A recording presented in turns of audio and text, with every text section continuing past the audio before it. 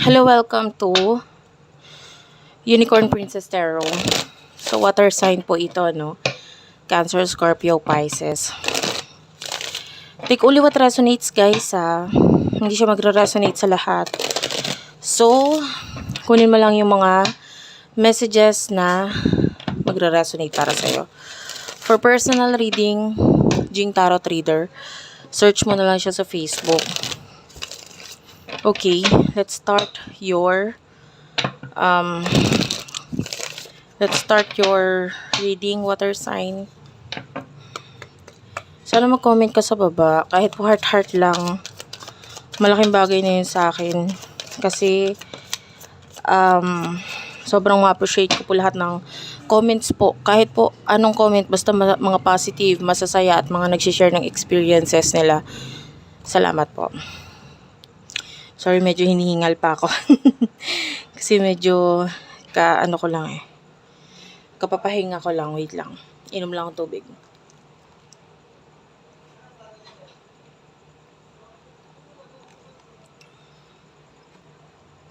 Anyway. Okay.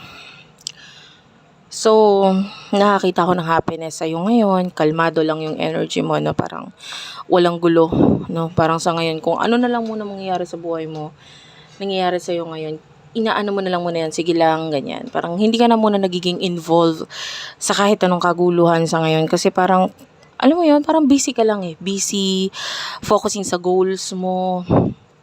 And for what I can see here with the protection guardian, so, wala ko nakikitang mga nagiging dahilan para maging stress ka. Okay, yung iba sasabihin, hindi, laging akong stress eh. Pero hindi siya stress na may kinalaman sa particular na tao. Na maybe in the past, may mga ibang taong involved at nagiging dahilan ng stress mo. Ngayon, pwedeng stress ka lang, pero hindi kasali or hindi involved yung mga tao na pwedeng kinai-stressan mo noon. Okay, nakikita natin ngayon na nagfo-focus ka sa growth mo, spiritual development, and yung iba sa inyo, yun nga, sa success mo and happiness mo sa ngayon sa buhay mo. I feel like you are very talented or skillful person. Okay? And yung ganong klaseng qualities mo, kung ano yung meron ka, ito yung nagsisilbing dahilan na ng protection mo. For example, sa work, sa career, hindi ka basta pwedeng alisin or tanggalin sa isang career or sa isang work nang dahil lang sa pwedeng sa kahit sa kaguluhan eh. Parang sa'yo pa rin, ikaw pa rin ay papaboran. Dahil meron kang aking talino, dedikasyon, pagmamahal sa trabaho, at pwedeng talent na rin. Kung bakit ikaw ay kinikip or pinipiling pinapaboran, sabihin na natin ganun. Dahil ikaw ay nakitaan ng, sabihin na natin, ng mga employers mo, ng kaugalian na parang hindi ito dapat pinababayaan or nililet go. Okay? Maaaring kung naman yung mga naging kasalanan mo, kaya nilang palagpasin dahil kumpara naman doon sa mga maling nagawa mo, mas marami pa rin naman ang naging mabuting nagawa mo para sa kanila. So, ganun yung nakukuha natin dyan. So, anyway, kuha tayo ng messages pagdating sa love.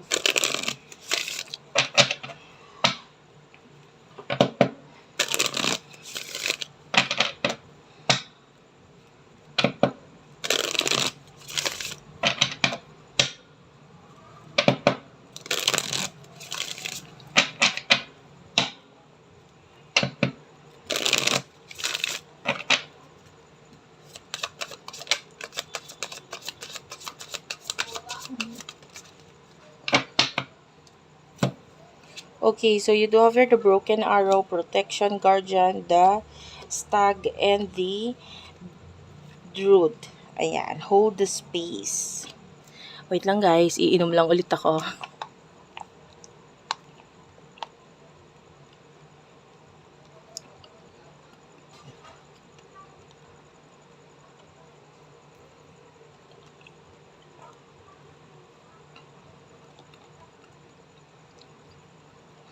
By the way, sorry, medyo mabagal ako minom kasi yung aking iniinom, nilalagyan ko siya ng chia seed. Ayan. May mga health benefits kasi siya. Anyway. Okay. So, nakikita natin dito with the druid na may space or may distance or separation na nangyayari sa inyo ng person na ito, and I can feel like yung person na ito is walang ginagawang actions towards the connection ngayon. And kung baka niyang ginagawa yon, I feel like sobrang broken siya ngayon with a broken arrow, nasasaktan siya, nahihirapan siya. Although you are already happy, pwedeng ikaw ay naka-move on na, masaya ka na, this person hindi siya okay. With a protection guardian, pwedeng siya mismo yung lumalayo or pinoprotektahan niya yung emotions niya. For what I can see here, pwedeng hindi siya nagiging communicative kasi alam niya sa sarili niya na masasaktan lang siya. Na para saan pa na makipag-communicate ako, para saan pa na mag-chat ako, mag-text ako kung wala lang rin naman mangyayari sa amin dalawa. Diba? Para saan pa na magparamdam ako, masaya naman na siya. Parang ganun yung energy ng person mo. And with the lady, this person is, marami siyang gustong iparana sa'yo na I feel like sexually, na nakakakita ako ng sexual energy. Parang gusto niyang maranasan na makasex ka. Gusto niya ng intercourse sa inyong dalawa, and wherein doon niya mailalabas lahat ng emotions niya. Mas madali para sa kanya yung ganon, which is a passionate sex, than to tell you how much love, attraction ang nararamdaman niya para sa'yo. Mahirap para sa kanya na sabihin yung nararamdaman niya. Mas gusto niyang iparamdam sexually. And I feel like this person is imagining you sexually right now, no? Iniisip ka niya. And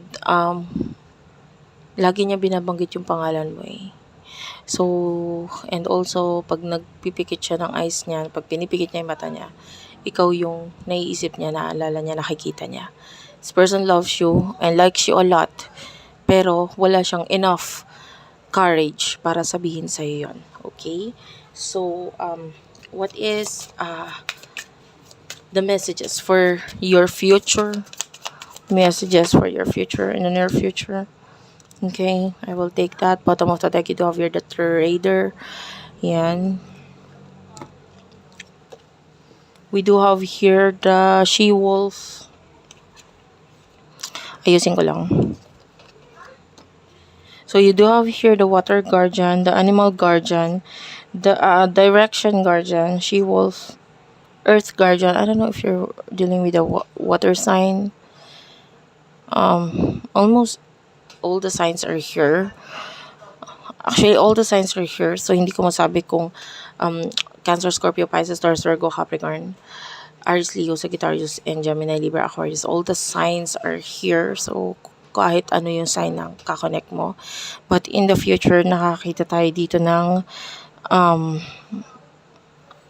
I feel like you will be more focus in the future sa iyong emotions. Pag alam mong ikaw ay masasaktan, pag alam mong ikaw ay lolokohin, or alam mo mabilis ka talagang magduda. So in the future, pag alam mong yung action ng taong yun ay kaduda-duda, or maybe a particular friend na parang mahirap pagkatiwalaan, ikaw na mismo yung distansya sa kanya. In the future, nakakita tayo that you are trusting your instinct. You do have here trust your instinct. So this is you trusting your instinct. You do have here Direction Guardian. So ikaw ito na namimili ng mga kaibiganin mo, kakasamahin mo, because ikaw naman talaga dapat mamili, no? Lalo na kung hindi mo sila feel. This is you choosing your own path. And you do have your She-Wolf, unleash the wild within. So I will in the future, I can see your energy na being more open pagdating sa mga nasa isipan mo, nasa mga emotion mo. So the Earth Guardian is here, stay rooted and grounded. So yeah, Pagdating sa love, nakakakita tayo ng mas importante pa muna sa'yo ang sarili mo, ang stability mo in the future. So, I don't see you focusing on love in the near future, but rather sa sarili mo, sa future mo, at sa career mo. So, thank you very much for watching. Hopefully, nakuha mo yung mga messages and guidance para sa'yo. I love you all, guys. Thank you for watching, and bye-bye.